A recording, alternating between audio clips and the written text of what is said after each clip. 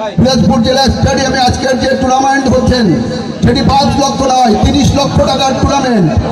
আমি Arafat Rahman cocoa Pirojpur district কি পেয়েছে আমি জানি না, তবে বাংলাদেশ জাতীয়তাবাদী দল বিএনপি আপনাদেরকে 10 কোটি টাকার গুডউইল দিয়ে গেলাম। আপনারা আলোচিত মানুষ এ মঞ্চে আমাদের কাছে ছাড়া দিয়েছেন, আমরা কৃতজ্ঞ আপনাদের কাছে।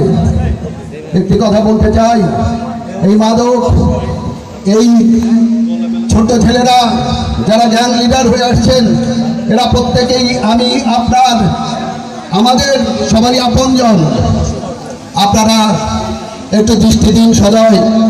ওরা যদি মাঠমুখী হয়, এই পিরোজপুরে বলেছিলাম আপনাদেরকে, পিরোজপুর 64 ডিস্ট্রিক্টের ভিতরে একটি ডিস্ট্রিক্টে আমি রূপান্তরিত করে দেব, যে ক্রিয়ার বাইরে আর কোনো অবস্থান থাকবে না। আপনারা একটু সজ্জার হন, আমি আপনাদেরকে 1 বছরের ভিতরে একটি সুস্থ ধারার সমাজ উপহার দেবো, সে বিশ্বাস আপনারা রাখতে পারেন। সম্মানিত সুধী মণ্ডলী, আপনারা যারা এসছেন, আপনারা এই মাঠের সঞ্চালকের শক্তি, আপনারা প্রাণ।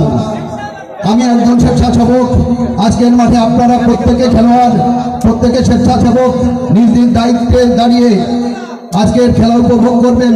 আশা করি আপনারা আমাকে প্রশ্নবিদ্ধ করবেন না। সেটা যদি হয়, এই টুর্নামেন্টের যদি কোনো ব্যর্থতা থাকে, সেটুকু জেলা কমিটির দায়িত্বে থেকে শুধুই আমার। যদি কোনো সফলতা থাকে, তার সবটুকু আপনাদের জন্য উজাড় করে দিলাম। একটি কথা বলতে চাই, আর উন্মুক্ত টুর্নামেন্ট নয়, টুর্নামেন্ট হবে আন্তঃ টুর্নামেন্ট।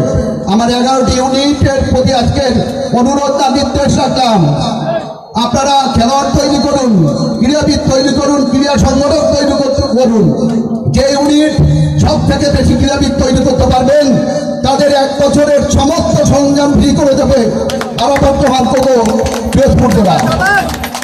ধন্যবাদ সবাইকে। আপনারা খেলা উপভোগ করবেন। আরাফাত রহমান কোকো পিরোজপুরের জন্য আমি সহযোগিতা কামনা করছি। আসসালামু আলাইকুম।